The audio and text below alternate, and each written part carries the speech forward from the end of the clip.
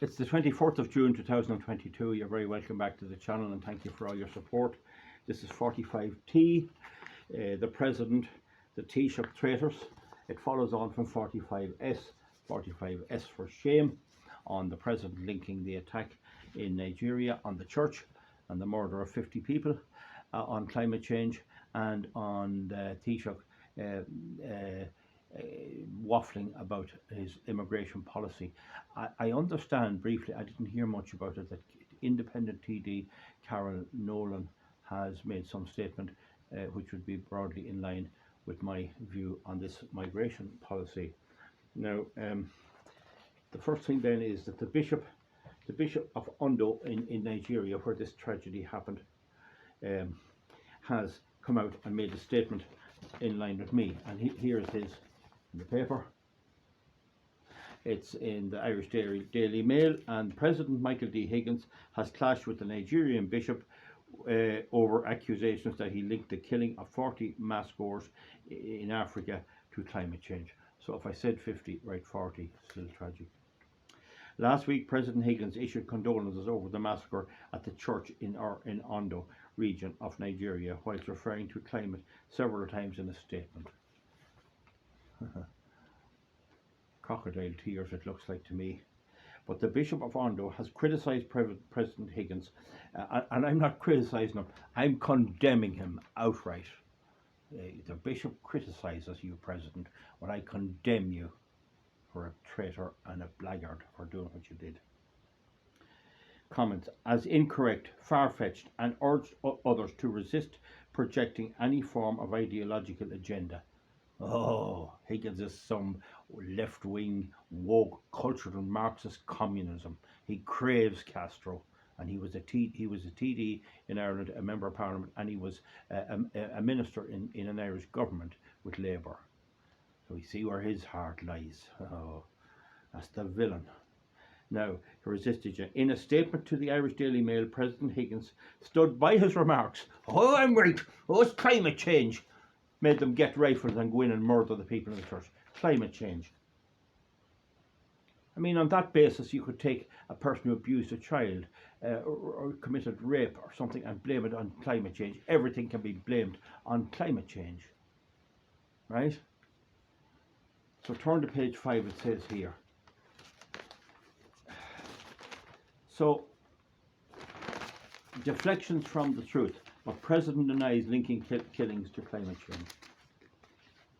Now, you see, he tries to backpedal now. But he did do it. He put it three times in 4 paragraphs in a statement. Made on June the 7th, 2 days after the gunmen with assault rifles killed 40 people at the church. The President's office said yesterday that he has utterly and unequivocally condemned the attack. No, he didn't. No, he didn't unequivocally condemn it. He linked it to something else and used the opportunity to plug his own craving. And had made no link in his statement between the climate change and the attack itself. See? Oh. A source within the government said that it will now be left to the Department of Foreign Affairs to clean up the mess. At least the government they realise it's a mess. Last week, initial statement from President Higgins read, in part, that such an attack was made in a place of worship is a source of particular condemnation, as is any attempt to scapegoat pastoral peoples who are among the foremost victims on consequences of climate change. What the hell is he saying? What kind of a bloody baloney waffle is that? These remarks provoked a stern rebuke from the Bishop, J-U-D-E-R-Y-O-D-E-J-I. Stern rebuke from the Bishop, alluding to some of the policies of climate change in our situation is completely inappropriate, he wrote in the statement posted on social media. Such comments associating banditry, kidnapping and gruesome attacks on innocent and harmless citizens in Nigeria with issues concerning climate change and food securities are deflections from the truth. I'll say no more. Good man, Bishop, and the Bishop had to mind himself. You had to be careful what he said. I don't, you little runt, you. Now, he was in the government, as I said. Michael D. Higgins, the President. Now, RTE, there was an election for the president at one time, and the two main candidates was the president who won, Michael D. Higgins, Labour Party, and a man called Sean Gallagher, an independent, who was making great inroads into the job and was doing very well. But Irish television, Radio Television, shafted him. What they did was, there was some issue over a £5,000 euro campaign cheque. There was some issue over it. It was above board, there was nothing wrong with it, maybe how it was accounted for or whatever. But they never told Sean Gallagher anything until Pat Kenny, another villain, another what would you call him? A pontifying or whatever the hell word, rascal, an old stupid, dull, droll presenter above in Donnybrook, until he came along, and they waited till they had the debate going on a Saturday night when everyone was tuned in, and suddenly he hit him with this, and Gallagher didn't have the means to defend himself. He didn't really know the facts behind the cheque. The cheque was okay.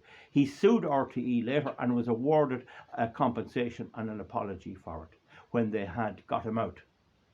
That's what happened with the election, because I remember every bit of it.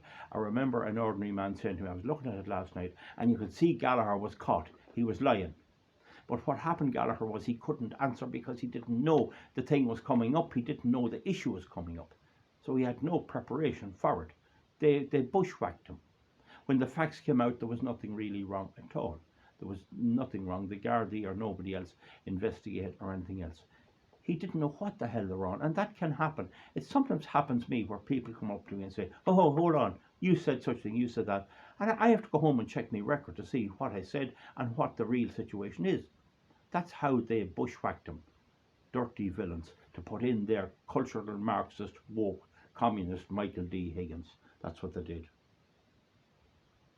So you can look that up, that's a fact. They later apologised, you see, when he had lost the election. And he was doing well that time. But that's the depth of corruption and media rascality we have. Whether YouTube will allow this video here, I don't know. They can check it up on Wikipedia, that happened.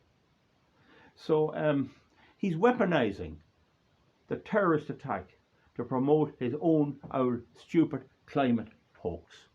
And it's been shown to be stupid because all over Europe now they're panicking to get supplies of fossil fuel that he wants eliminated.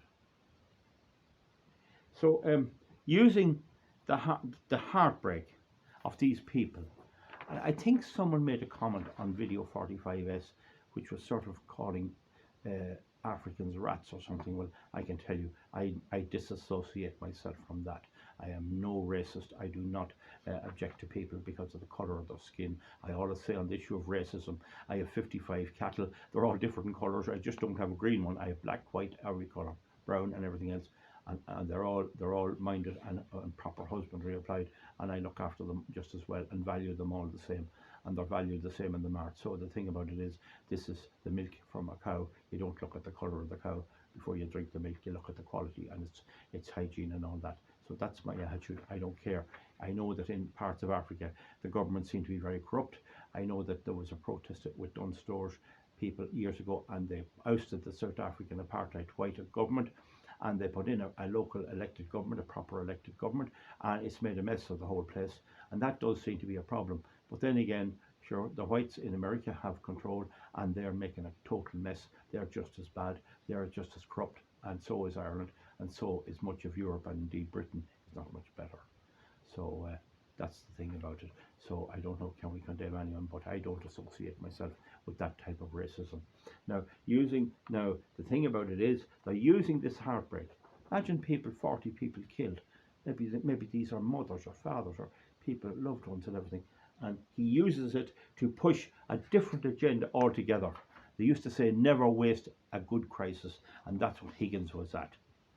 He should be forced to withdraw it by the Taoiseach, who was also caught out in the European Parliament, Micheál Martin, and who also featured in the second part of my video 45S. I mean, for him to say that that's due to climate change, that tragedy, I might as well come along as a farmer and say, because of the shooting of all these people by these what would you call them, climate victims or whatever it was, or whoever was victims, he didn't clarify. It could be he meant it that the people who were killed were victims of climate change, or the people who did it were climate change, or victims of climate change. He didn't clarify that too good. But I might as well say this proves I should get a big grant for growing turnips. I should be able to plough up my fields, put in a crop of turnips, and for vegetables, and get a grant of €5 a piece. And that's because of this tragedy happened. That's what we need to do. I mean, it is that bloody ridiculous. It is an absolute scandal, an absolute scandal. Thank God he got the bit of attention in the paper. Thank God he did, and he got the bit of attention. And here's the bishop himself. Fair play to you. And so that's the story. And folks, give me a thumbs up or a thumbs down.